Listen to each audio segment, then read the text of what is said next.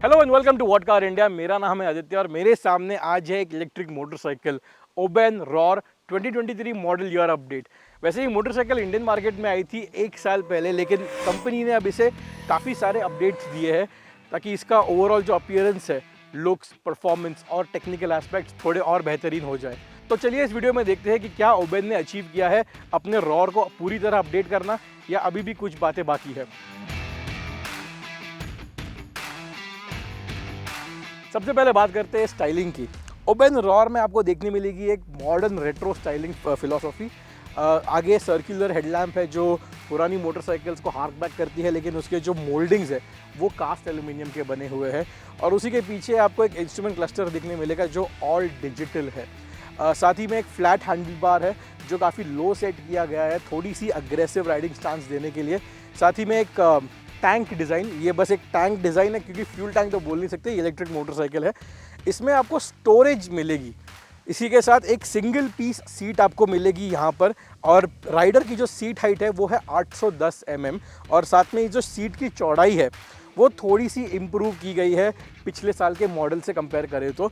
और उसी के साथ साथ पिलियन की जो सीट की पोजीशनिंग है वो भी थोड़ी सी कम की गई है, क्योंकि पुरानी जो मॉडल थी उसमें थोड़ी सी कंप्लेंट्स आई थी, या फिर एक सजेशन दिया था उनके कस्टमर्स ने कि इसकी जो सीट हाइट है वो बहुत ज़्यादा है, इंडियन पिलियंस के लिए चढ़ने में थोड़ी सी दिक्कत होती है।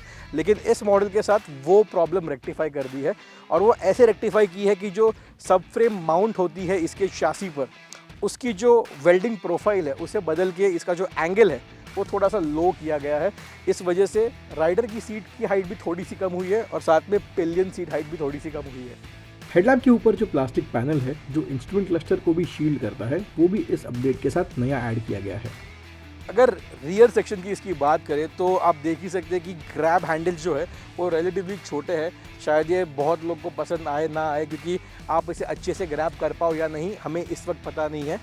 रोड टेस्ट जब करेंगे इस बाइक का तभी हम शायद आपको एक अच्छा ओपिनियन या बेहतरीन ओपिनियन दे पाए।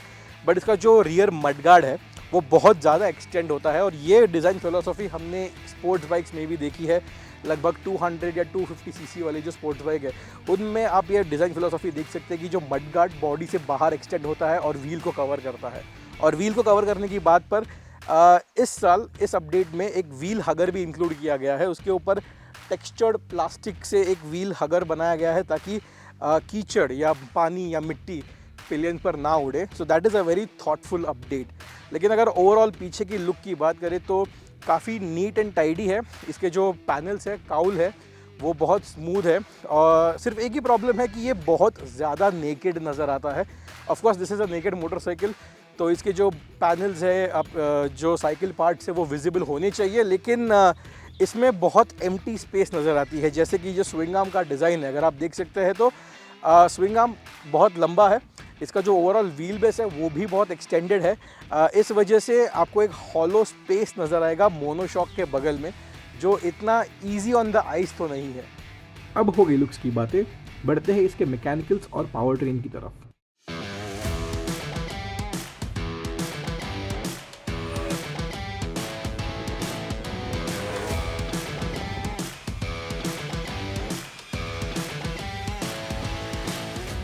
ओबेन रॉर में लगा हुआ है 4.4 किलोवाट आवर का बैटरी पैक, और इसकी जो मोटर की कैपेसिटी है पीक पावर बनाने की वो है 8 किलोवाट की, जो लगभग है 10.7 हॉर्स पावर की।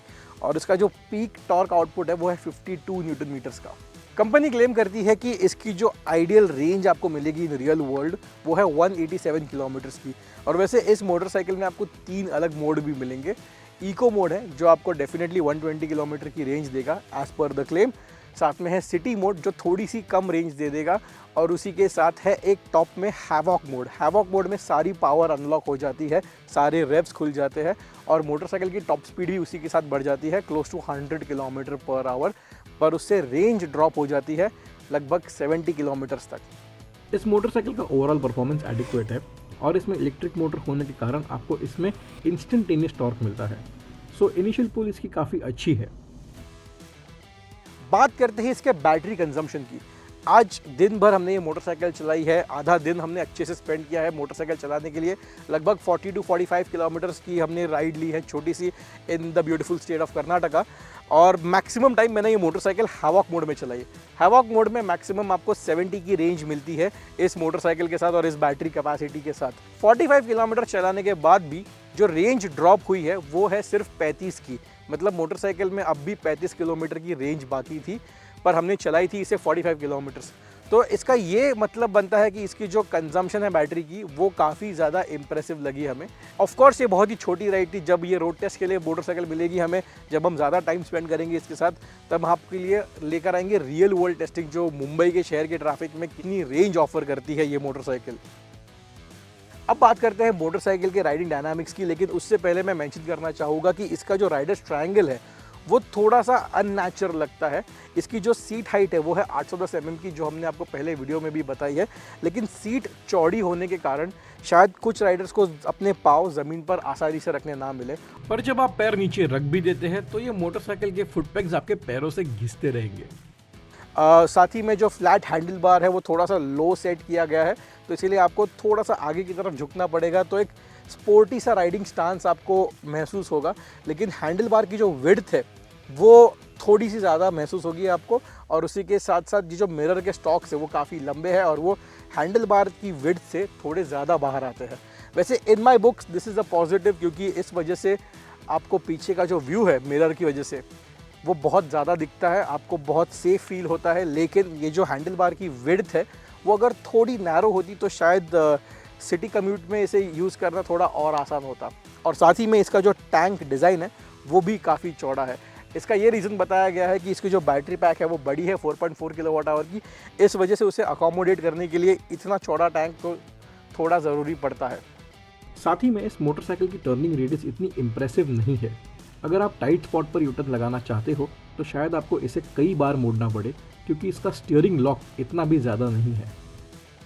अगर फीचर्स की बात करें तो 5 इंच का एक इंस्ट्रूमेंट पैनल दिखने मिलता है आपको यहाँ पर, और उसमें काफ़ी सारे मोटरसाइकिल के डिटेल्स आपको देखने मिलते हैं। और एक बहुत अच्छी बात इसमें है कि ये ब्राइटनेस ऑटोमेटिकली अपनी एडजस्ट कर लेता है डिपेंडिंग ऑन द डे और नाइट, कितनी सनलाइट अवेलेबल है या कितनी लाइट आर्टिफिशियल लाइट अवेलेबल है उसके हिसाब से वो सेट करता है।